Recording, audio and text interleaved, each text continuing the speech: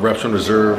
It's like a training principle, RIR or RPE, kind of go over the difference, the similarities between both of those. Using RPE is a really easy way to make sure that you're getting the reps that you need, those quality reps that you need.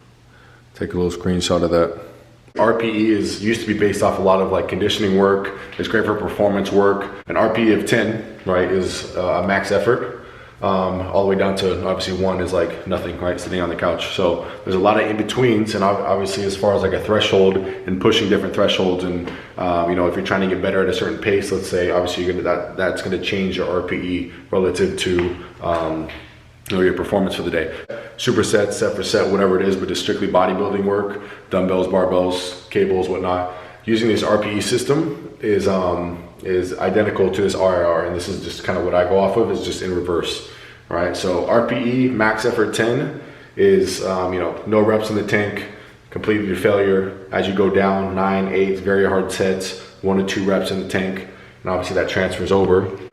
Based off, you know, kind of just going off what I use more frequently is this RIR, so reps in reserve.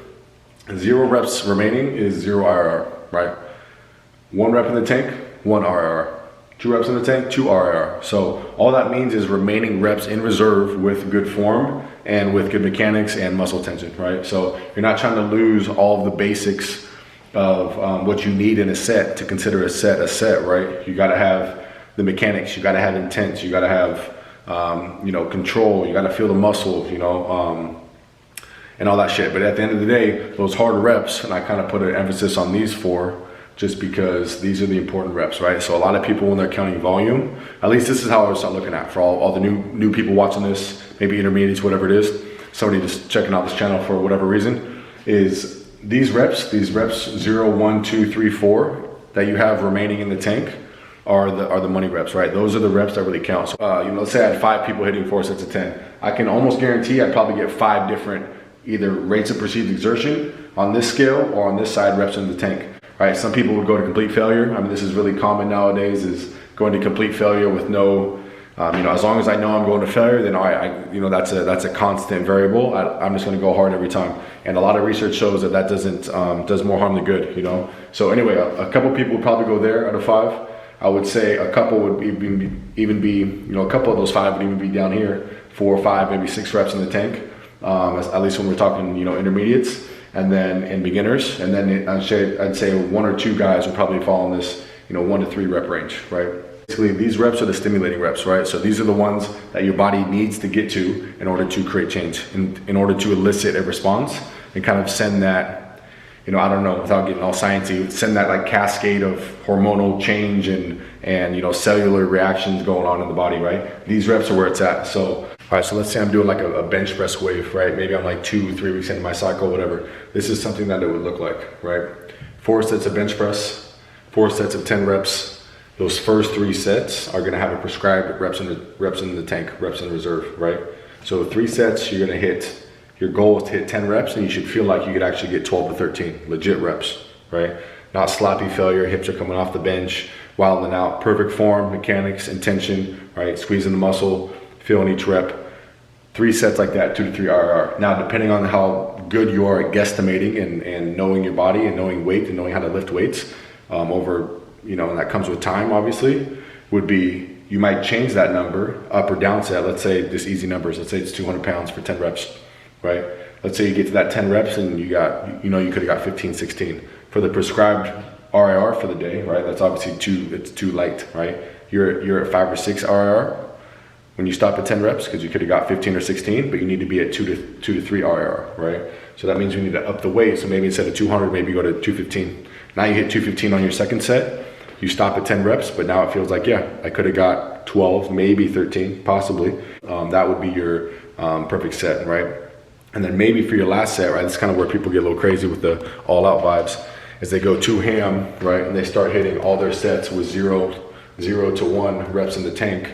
And that kind of gets to this point, right? A really high stimulus, but a really, you know, super high fatigue that comes with that. So that's what training is. It's got to be a balance, right? So, you know, the best workout, the best sets, the best workouts you have are only the best ones if you can recover from those, right? Because anybody can go in and just smash sets, go to failure, do drop sets, do fucking crazy supersets, crazy volume, and to be smoked, but how long would it take to recover? How much muscle damage is done, and how much high, like, you know, central, just like basically how much global fatigue in your whole body, even outside of the muscle tissue you're hitting, and just kind of central nervous system fatigue are you gonna get from these all-out sets, right? So that's kind of the idea with this, is this reps in reserve. So back to the bench press, you know, 3 sets, 2 to 3 in the tank, perfect form.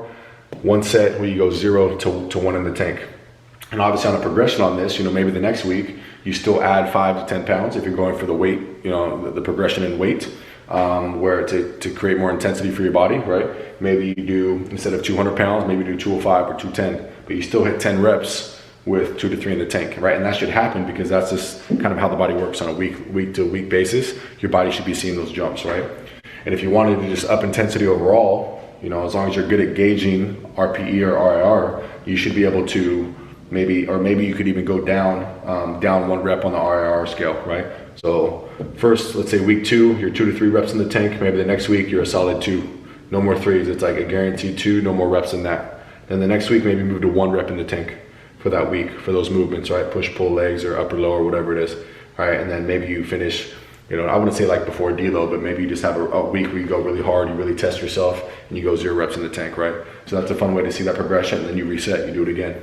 Maybe instead of 10 reps, it's 8 reps. Or maybe you stay at 10 reps because you were vibing out with those, with you know, double digits, it felt good, you like the way the pumps feel, and you obviously see that progression week to week, so that's really good. But again, this is really big, right? So the more stim you have, right, the higher, the least amount of reps in reserve you have in the tank is comparative to higher RPE. So if I'm at an RPE 10 or 9, a very hard, you know, very tough set is the same as having 0 to 1 reps in the tank, right? So very stimulating, like really high on the stimulation scale. Fatigue that comes with that is almost like exponentially worse, right? Again, you got to be the judge of that, and you can get, you know, take expertise from certain people and do certain things, but at the end of the day, you have to kind of feel that out with your body, and you got to find what is that balance, right?